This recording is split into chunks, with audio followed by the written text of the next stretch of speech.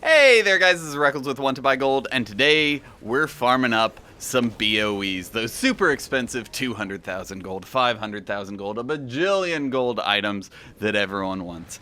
If you've been around for a while, you know that every time a new raid's released, there's some form of BoE trash farming, and the ULDIR raid's already been out for 2 whole days, so I gotta step up my game. Let's get farming. The route's pretty easy, so I'll make this a quick guide. We're just running laps around the ring of containment, the ring with all the trolls and blobby things in it. For prerequisites, you don't need a whole ton of gear. Just make sure you have at least, like, I don't know, 100k health so you don't get one-shot by anything. The leader of the group, though, does need to have killed Talik and Mother. That's the lockout that you need to make this repeatable. For group comp, you only really need 1 tank and 1 healer if you pull small, but when we got 2 and 2, things really sped up a lot. Okay, mechanics.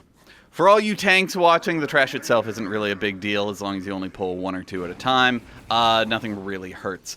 But War Mothers do buff each other with a shout, so you either want to separate those if you don't have much DPS in the group, or just put a skull on one of them and focus 1 down at a time. For healers, you guys don't have a whole ton to do. Just whenever the blobs die, make sure to dispel all the melee that think standing in fire gives them a buff. For the DPS watching, focus and interrupt the living infestation Shah adds. They can get out of control if left unchecked. The Nazmani Chosen explode on low health for a lot of raid-wide damage, so they're a priority. Put a skull on one of them, burn them down.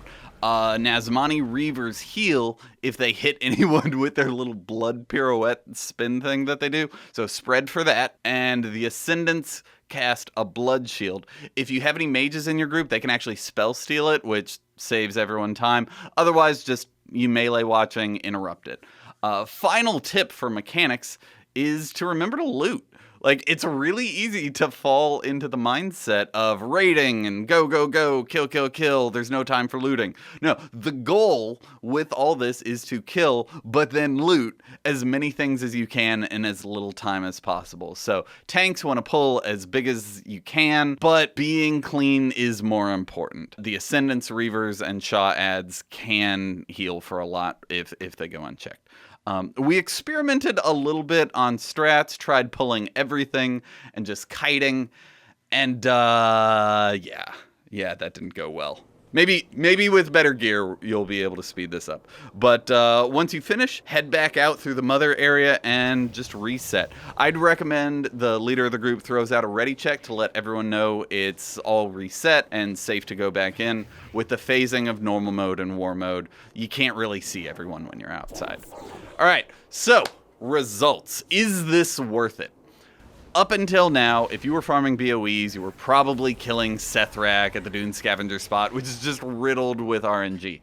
And after 2 hours in here farming, I can say that this spot isn't really any different. But you know what? It's a lot more fun. You're with friends, you're in a group, you're killing things, you're moving around, you're facing different enemies. It's not just put a monk statue down and wait for 9 hours. The first lap took us 30 minutes and we didn't get anything. Second lap took us 25 minutes, but we got 2 drops. One of them was, I think, 120k, and the other one was 300k. Our third lap sucked because we were testing things, but by the fourth, we'd figured out what we were doing, and we were able to clear the ring of containment in 15 minutes. So, in a group of 10, in 4 laps, which would theoretically take an hour if we were being smart the whole time, we got 2 BoEs in a group of 10. And these are separate BoEs than the ones you get at, like, the Sethrak farm. They're zone-specific ULDIR drops, and they do scale based on the difficulty of the trash you're fighting. So Raid Finder's going to be 340, Normal's going to be 355 and up, Heroics 370, and Mythics 385 and up. So you want to do this on the hardest content you can clear. It's still day 2, so Heroic Mother is a pug killer right now. So I've just been able to farm this up on normal mode, but like if you can knock out Mother on Mythic, farm the heck out of those 385s and you'll be able to sell them for infinity gold. So should you do this? Well, if your raid needs gear, this is 100% farmable. You can distribute loot accordingly. So that's great. If you just want to do this for personal gold making, go for it. Like, just make sure you're already crafting and posting everything you can from your professions first. That's your base. BoE farming, mount farming, pet farming. Those are all fun and exciting bonus gold making things you can do while you're waiting for your profession stuff, everything else you've posted to sell. So, that is it for me. Thank you so much for watching. If you need a group for farming this, join my Discord. I got a link down in the comments.